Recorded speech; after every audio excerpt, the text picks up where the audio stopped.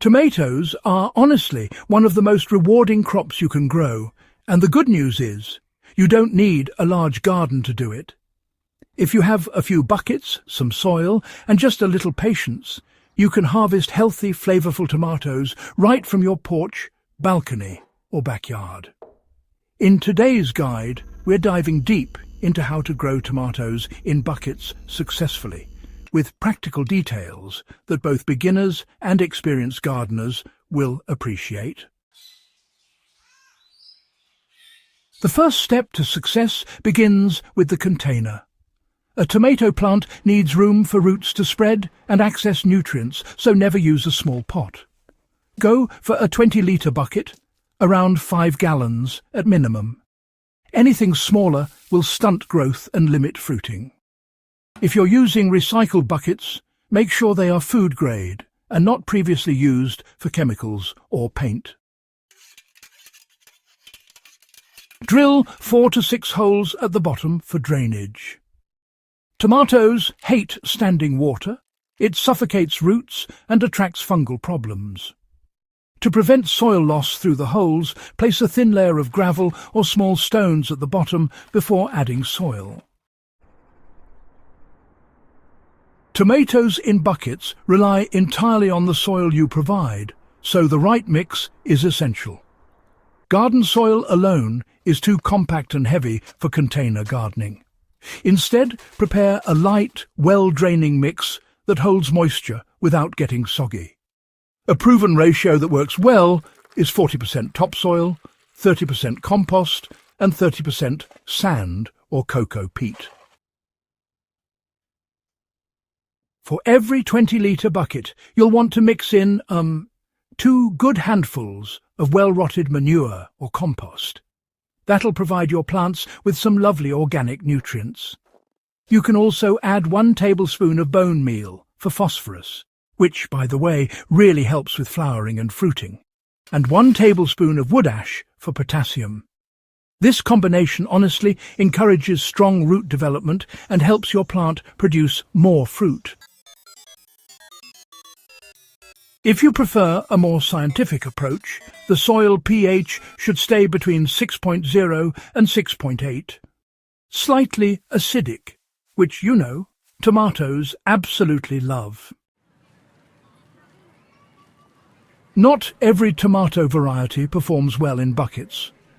The best options are determinate or bush-type tomatoes because they grow to a fixed height and don't sprawl endlessly.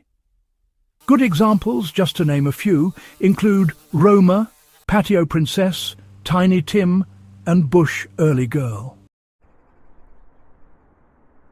Now, if you prefer indeterminate or vining types, such as Cherokee Purple or Better Boy, you'll need to be prepared, folks, to use a strong stake or cage to support the vine as it grows. Without proper support, the stems will bend or break under the weight of the fruit. It's quite crucial, really. All right, once you've got your soil all prepped and your seedlings chosen, it's time to plant. You'll want to remove the lower leaves from the tomato seedling and bury about 2/3 of the stem into the soil. Tomatoes, you see, develop roots along buried stems, so planting deep encourages a stronger, more stable root system. Quite fascinating, isn't it? After you've done your planting, it's important to water thoroughly until you see moisture dripping from the drainage holes. This little step helps the soil settle nicely around the roots. Just a simple yet essential part of the process, really. Tomatoes need consistent moisture, but not flooding. The goal is to keep the soil evenly moist at all times. In hot climates, you may need to water once in the morning and lightly in the evening, especially when the plants start to flower and fruit. A simple rule: if the top inch of soil feels dry, it's time to water. Avoid splashing water on the leaves, as this encourages fungal infections. Feeding is just as crucial. Container-grown tomatoes quickly use up nutrients.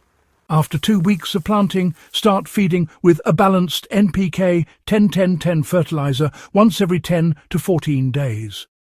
When flowering begins, switch to a low nitrogen, high phosphorus fertilizer, something like NPK 5-10-10.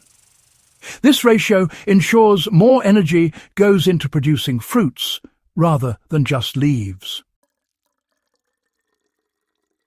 Now, if you prefer organic feeding, just mix 1 litre of liquid compost tea or, some diluted cow manure in 5 litres of water, and use that for watering every week.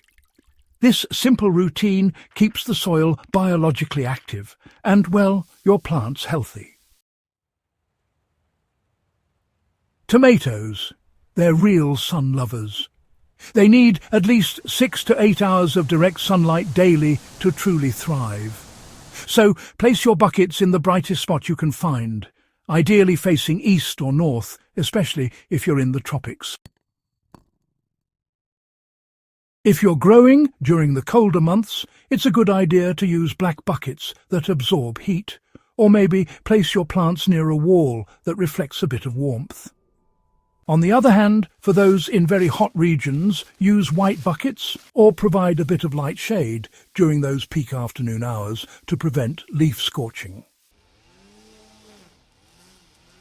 For bush varieties, you'll want to remove the lower leaves that touch the soil, as this really helps to improve air circulation.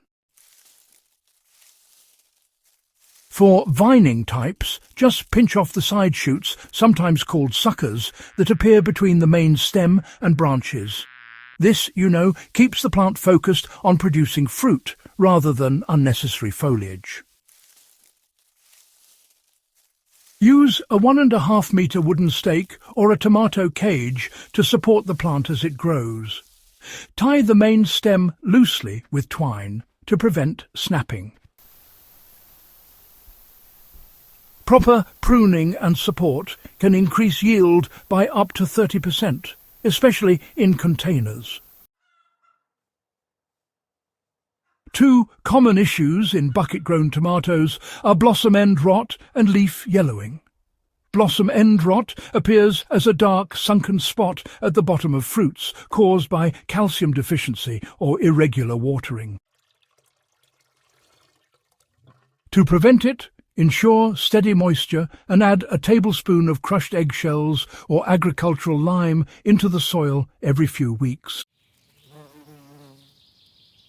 Leaf yellowing can signal nitrogen deficiency. If this happens, you'll want to feed the plant with a nitrogen-rich fertilizer, like compost tea or even a weak urea solution, about 1 teaspoon per litre of water. Always apply fertilizers to moist soil to avoid root burn.